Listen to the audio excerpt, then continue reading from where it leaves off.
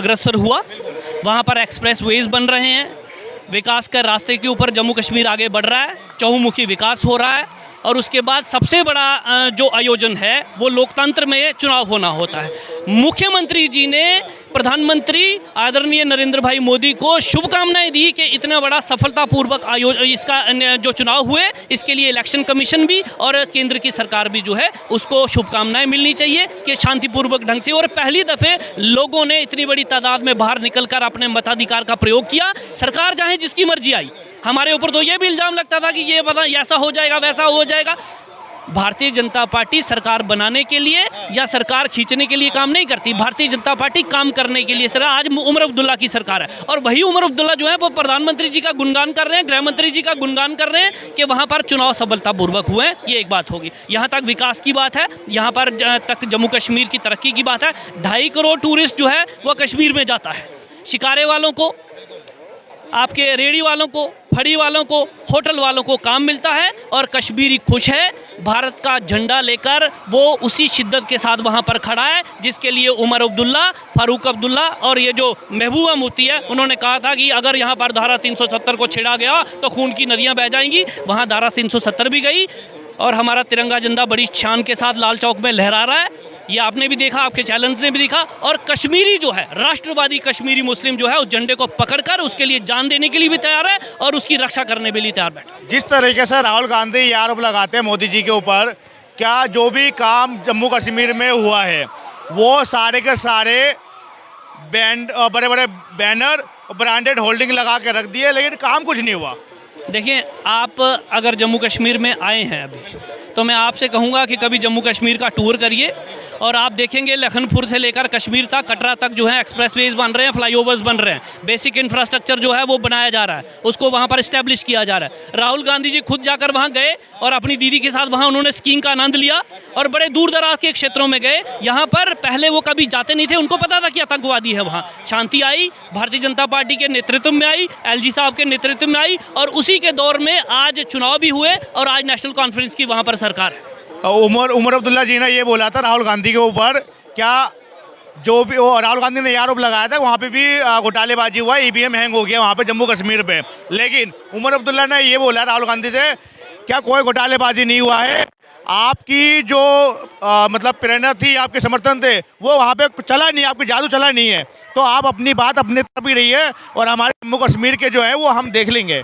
Congress has basically completely surrendered before national conference, और उनको लगता था कि हमें भी वहाँ पर शुमालियत मिल जाएगी सरकार में। उमर अब्दुल्ला साहब ने उनका मुंह बंद कर दिया, और ये सच्चाई उन्होंने, हम तो बड़ी पहले से कहते थे कि भाई आप दिल्ली में देख लीजिए, यहाँ पर सरकार बदली है, भारतीय जनता पार्टी की सरकार अक्सरियत में आई है, तो क्या वहाँ पर EVM का घोटाला हुआ है? नहीं हुआ। लोगों ने वहाँ पर सरकार जो थी 27 साल, 15 साल कांग्रेस के और 12 साल इनके, 27 साल जो है उनका दंश झेला, और उसके बाद दिल्ली जो है वो विकास के रास्ते से भटकी, भ्रष्टाचार हुआ, लोगों ने उठाकर फेंक दिया।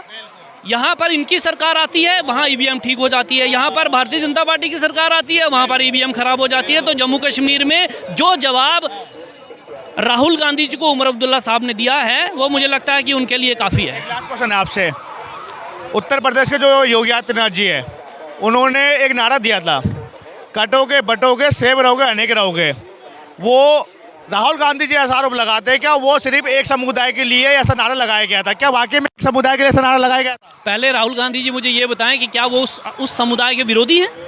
क्या वो हिंदुओं के विरोधी हैं?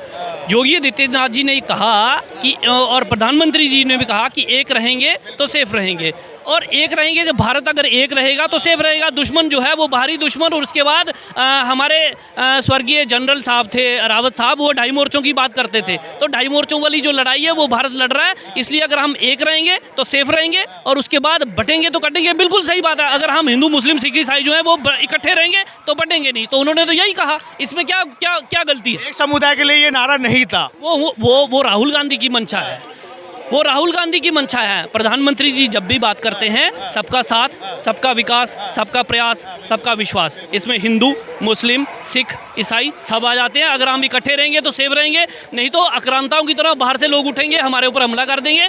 हम इकट्ठे हैं तो सेफ है, उन्होंने तो सिर्फ यही कहा। अब राहुल गांधी जी इसको कैसे लेते हैं ये वो जाने, उनकी बुद्धि जो है वो आपको पता है कमाल की है। एक लास्ट क्वेश्चन आपसे, अखिलेश यादव आरोप लगाते बीजेपी के ऊपर जहाँ जहाँ बीजेपी सरकार बनती है उस जगह में दंगा होने का चांस ज़्यादा है। वाकई में ऐसा हो सकता है? 10 साल की प्रधानमंत्री जी की सरकार हो गई, ये 5 साल की और चल रही है। एक भी दंगा आप बता दीजिए कहीं हुआ? मुसलमान भाइयों को डराया जाता था वो मोदी आ जाएगा तो खा जाएगा, कुछ हुआ ऐसा? देश तरक्की कर रहा है जिसमें हिंदू, मुस्लिम, सिख और ईसाई, कोई भी योजना आती है वो सबके लिए आती है। ये सबका साथ और सबका विकास है। इनकी तरह नहीं है कि मुसलमान भाइयों को इस्तेमाल कर लिया फिर उनको फेंक दिया। ये मुस्लिम अशिक्षित रहे, बेरोजगार रहे, ये इनके फ़ायदे के लिए है। प्रधानमंत्री जी भारतीय जनता पार्टी समझती है कि अगर मुसलमान भाई पढ़ें लिखें, तरक्की करें, देश को आगे ले जाएं, योगदान दें, ये प्रधानमंत्री जी की सोच है। और भारतीय जनता पार्टी सोचती है कि मुसलमानों के एक हाथ में कुरान हो और दूसरे हाथ में कंप्यूटर होना चाहिए। ये हमारी सोच है। धन्यवाद सर। क्या नाम है सर आपका? अलमदार अब्बास। अभी हमारे जो भी सर बोल रहे थे जम्मू कश्मीर से थे, अभी उन्होंने ये बोला है क्या जम्मू कश्मीर में काम दबा के हो रहा है मोदी जी और उमर अब्दुल्ला के द्वारा? क्या वह काम हो रहा है वहाँ पे? देखिए, ये भारत का संविधान है और इस पर पीछे लिखा है सत्य जेते। हाँ, सत्य में विजय थे। हाँ, यानी हमेशा सच्चाई की जीत होती है। मोदी जो सोच